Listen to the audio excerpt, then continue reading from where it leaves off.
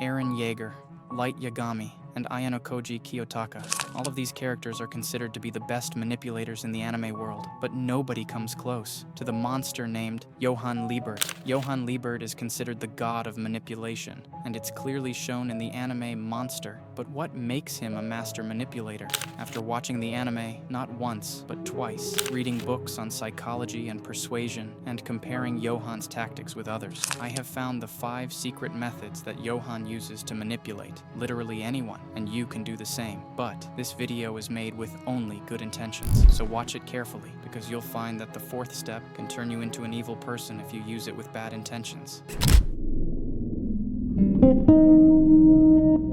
The first step in manipulating anyone is exploiting their weaknesses, but before revealing their weaknesses, you have to find out what they're hiding. Johan is a master at uncovering these shattered dreams, broken hearts, and regrets. And when he finds his prey, he doesn't go straight for the hunt. Instead, Johan makes them lower their guard first. He uses their weaknesses as a topic of discussion, shows real-life scenarios, or even shares how he overcame a similar weakness. For example, let's say your friend isn't good at studies, unlike you. You casually talk about how you got A's in every subject. They might congratulate you, but deep inside, their regret will grow deeper and more painful. Eventually, they'll seek comfort and ideas from the person who seems superior, which is none other than you. Once they start seeing you as the top G with their desired traits, they'll begin to follow you everywhere. And here's the secret: you don't need to do much. A single word, a well-timed sentence, or even a picture can expose their vulnerabilities. From that point on, they can only trust someone who knows their weaknesses and has the solutions to overcome them, which brings us to our second method.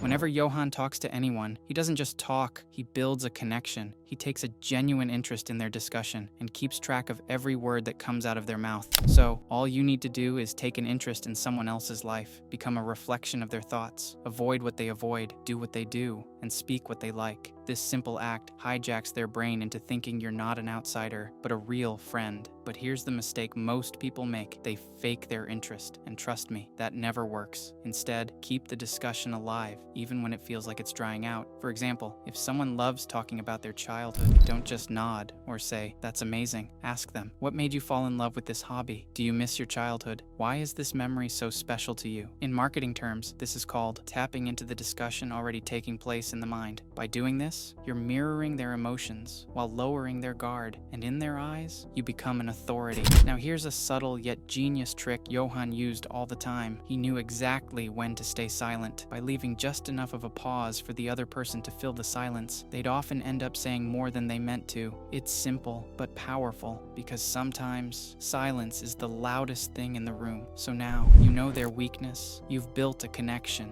and you've shown genuine interest in their lives. The next step becomes rather easy.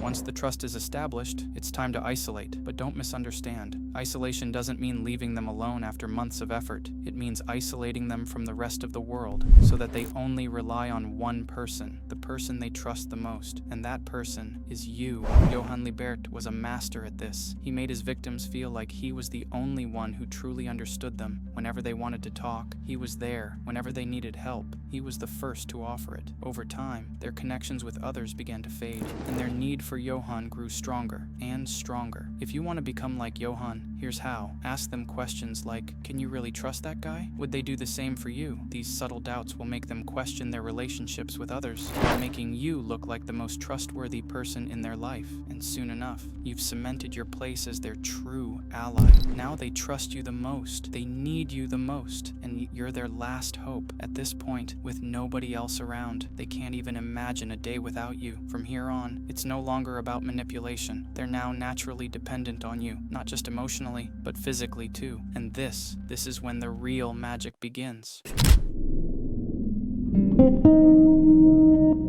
One of the most lethal weapons in manipulation is gaslighting. It's like a slow-acting poison, subtle but devastating. A gaslighter always starts by appearing as a genuinely interested person in someone's life. But over time, they begin to question even the simplest things. If you were the gaslighter in this scenario, you'd ask questions like, "Are you sure about this?" or "Did that really happen?" At first glance, these seem harmless, but each question plants a seed of doubt in the other person's mind. And soon, they'll need your validation before they can trust their own decisions. Johan Liebert was a master at this. Take his own sister, Nina, for example. Nina had just escaped a traumatic incident, but Johan led her to believe that she was the cause of all the chaos around her. In one chilling scene, Johan even framed Nina as a murderer. This pushed her to question her own sanity, and with no one else to turn to, thanks to her isolation, Nina could only rely on Johan. Gaslighting is an incredibly evil tactic, and in extreme cases, it can even destroy lives. When you gaslight someone, you're not just altering their perception, you're rewriting their reality. Over time, these people will see you as their only certainty in an uncertain world. They'll come to you for answers, for validation, for comfort. Even if they feel like they're losing their sanity, you can pull them back, and that will only make their reliance on you stronger. But here's the thing, manipulation and gaslighting are not the same. While anyone can be a manipulator, true gaslighters are rare. They lurk in the shadows, waiting to strike when the moment is right. Now that you've uncovered what it takes to manipulate like Johan Liebert, there's still one final, and perhaps the most important step remaining. Method number 5. You've heard the phrase, never judge a book by its cover, but in the real world, the opposite is true. Everyone judges by looks. And for a manipulator like Johan Liebert, that's the perfect opportunity to set his trap. Johan doesn't disguise himself as a family member or a friend. He simply appears appealing to everyone. Even his own sister was mesmerized when she first saw him. This isn't just storytelling, it's backed by research. Humans naturally pay more attention to someone who appears healthy and smart. But here's the twist. Just because someone looks smart doesn't mean they are smart. It's human nature to associate good looks with qualities like discipline and trustworthiness, and that's what makes appearance such a powerful tool. But don't get me wrong, this isn't about getting jacked or chasing six-pack abs. It's about working on yourself and grooming your appearance. Identify the areas where you're lacking and transform into a more confident version of yourself. Here's a simple example. Imagine two men. One is clean-shaven with a tidy look. The other has messy hair and an unkempt beard. Who do you trust more? Chances are you'll gravitate toward the clean-cut one. The other might even be mistaken for homeless. But here's the kicker. Some of the most notorious serial killers in history looked completely ordinary. Just like me. Just like you. That's the power of appearance. It shapes opinions before you even say a word. So, before you apply any of the tactics we've discussed, start with your appearance. As John C. Maxwell once said, people may hear your words, but they feel your attitude. And there you have it. The final piece of the puzzle to mastering manipulation like Johan Liebert. I hope you enjoyed this video. These are simple yet powerful tips to transform yourself into a master manipulator. But remember, even manipulators like Johan go all in on self-improvement. So, if you want to level up your own life, check out this video right here. Until next time, stay sharp and peace out.